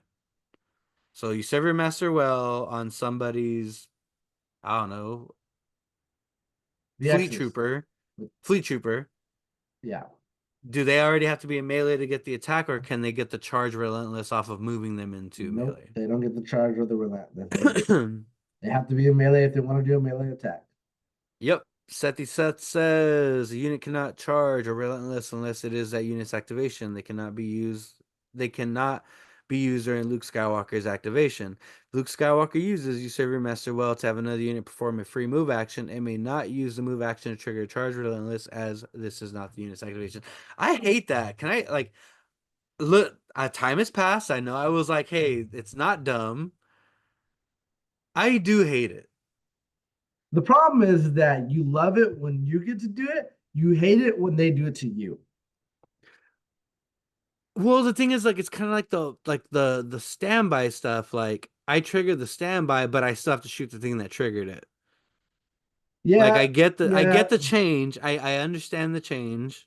I'm okay with the change, but just retroactively looking at it after having a week to sit on it, like, yeah, it kind of sucks. A lot of things sucks, man. Just like you said, the standby. Now that standby, you have to shoot the thing that triggered it. Like, well, man, that's so, like they're nerfing a lot of things as they go in the argument of more fun. And I can understand the gotcha moments, right?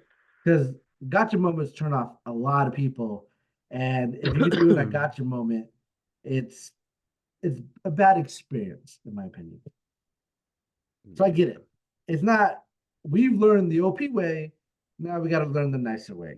Be nicer to your opponents, so there.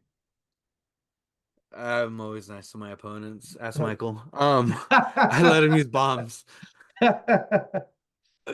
So last one, and this one I haven't read myself, so I'm gonna read it, and I just kind of snapped the snapshot, so it could be completely useless. Where we won't know until we read it.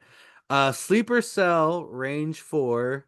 I'm assuming because it's R4, and asset tokens.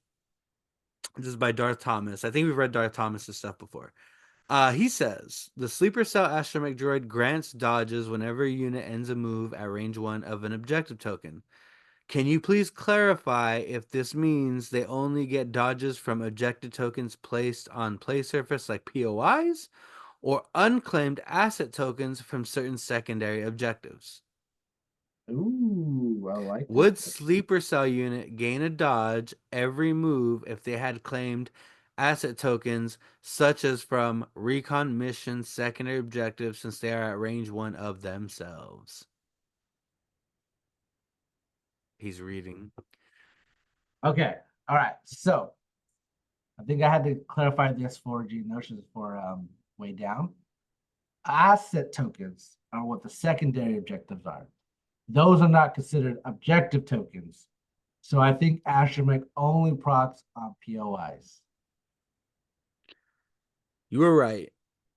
Our boy Seth here says no, they cannot measure range to an objective token that is not on the battlefield. Yeah. Boom, boom. Cool. Cool. Cool. Cool. Cool. Cool. Those are nice. Those are nice. So Yeah. that was it for the rules Q&A. Those are some good questions. I like those questions. You really got to thinking like what happens in these scenarios. So, You know what you do about the 12-point situation? what's You don't that? let them get to 12 points. I never do. You're all it ends round 3 all the time. Yeah, I'm gonna delete stuff. No army here. Sorry, can't score points for you. Sorry. So. The fucking bugs, I hate them. Stop revealing Oh, my list. so before we side note, before we get off, we were talking about the how me and you listened to the Notorious Scoundrels podcast when Evan was talking about how the game flow goes. Um, with the paraphrasing, it's like setup deployment, attrition killings. No, setup attrition, scoring killing deciding winner, and then winning player cleanup round 4 and 5.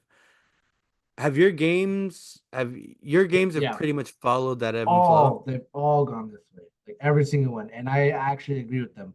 Is round one is set up, right?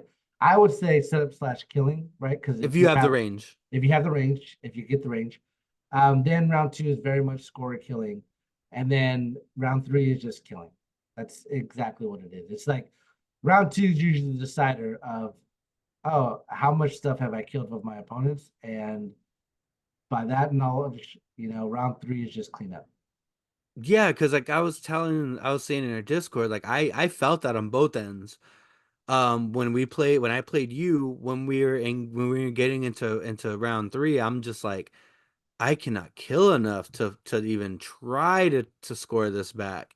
And I was put in such a tactical disadvantage, like I knew the game was gonna be over, but there was literally like for me and you did go to round 5. I take pride in that because screw everybody else. I took you to round 5. You didn't Or get 3 banger on stubbornness, me. You didn't get whichever 3 one. banger on me. I was still in the Stubbornness. game. Oh, I okay, was still in okay, the all right. game. But 4 and 5, I'm like, yeah, this dude's just cleaning me up now. Like you are cleaning me up. So I felt that. And then when I look at mine and Michael's game, it was pretty much that same thing. Round 3, Lando's dead, Mark II's are dead, and from that point on, it was literally cleanup to the point where almost a tabling. It, Now not all my games have gone like that. I've had some bangers with like our buddy Dolan and Nick where it's still a game up until that point. But from where I stand, 50% of my games have been exactly that format, both Mhm. one winning, one losing, and then 50% of them being not that format. So I can't say confidently that all my games will play out like that. But I feel like if you were to take like a majority of the league, their games, it more likely points to that. Which is interesting because like I'm not quite sure how I feel about it. I'm definitely having fun with it. I'm enjoying it because the game has definitely become more killing. Whereas Legacy Legion, it was more objective. Like you had to place VAPs, you had to place boxes, There was there was different elements of fun in that as well because every game wasn't always the same. Whereas in this Legion or version of Legion, I feel like it's very much the same every time. We're fighting over static POIs unless you have which is shifting priorities. which is more killing, which I think crushes a lot of the units. Number one, crushes some of the units in the legacy one because legacy was accounting for these objectives. So you could have rebels with white saves doing the objectives while you had the red saves, fighting the battle. And this one, and I think that's why you see white saves struggle so much, is Point and shoot, move, point, shoot, literally. So the game has now come down to you want units with high mobility and durability, red saves. That's what you really want in a list. And Rebels just don't have that right now. Yeah, but it's not even just a Rebel thing because it's funny because Rebels don't have it right now. We got to get Rob to talk about the picture he posted in the Discord because Rebels are having a really good win rate, I guess. I don't know what that was Yeah, mainly attuned I saw that to. too. Well, it's also because what Empire is struggling with is mobility, right? They don't have a whole lot of units to move fast onto the board. CAS has This things. is why they need Clan Saxon. Yeah, yeah. That'd be dope to see that in Empire for sure. Because there's some samurai Mandos. I need. Gosh. Anyways, I thought that was a fun little tidbit that, like I'm a big fan of Notorious Scoundrels. And like sometimes like we don't agree with their takes all the time. Like, we can exchange some words about the Stap Riders, but we'll save that for another day. Yeah. But So they're on they that when I never thought about it that way. So when Evan's explaining that and he's like, "Hey, this is just off of talking to like, a handful of players with some time and games under our belt. This is what everybody's kind of saying." I'm like, "Holy crap, like that was on point to my last two games." yeah, So interesting. Do you think that means we need new objectives? yeah, Like moving yeah, objectives yeah. Like I think that's or why you're having. secondaries? I think that's why you're having a lot of fun with shifting priorities, is because you can move them in advantageous ways and disadvantageous ways for your opponent, which just makes for fun. It's like, oh, you want to cap that one way over there? I'm going to make you run away from the battlefield so you don't contribute to the battlefield. You know what I mean? And I feel like we need more of that, because intercept transmission and legacy was fun, but that was the only one that was just like there. All the other ones you had to go towards, right? And it grab boxes, move a bomb cart. Like Touch honestly, of app. to be honest, I miss the old legacy objectives because they were fun interactions. I understand having a POI just makes it easy for nobody to grab it, run away because of designing space. Like Maul in particular is really good at the legacy stuff. Now, Maul's not that great because there's so much spread around, and I get it. It's still fun. I'm having a lot of fun with the new stuff. I'm just curious how much we're going to be having fun from a year from now if we're running these objectives, right? So we'll see. Because it's They always have fun to design play a new, space. yeah, it's always fun to play a new objective until you played it 100 times and then you're just like, well, what? I don't know if I want to play it anymore. You know what I mean? Yeah. Cool, cool. But That was any, just a little yeah, wraparound. yeah. So, anyways, thank you guys for listening. If you made it this far, and we appreciate you guys' support. And Jose, thanks for coming on. We'll see you guys next time.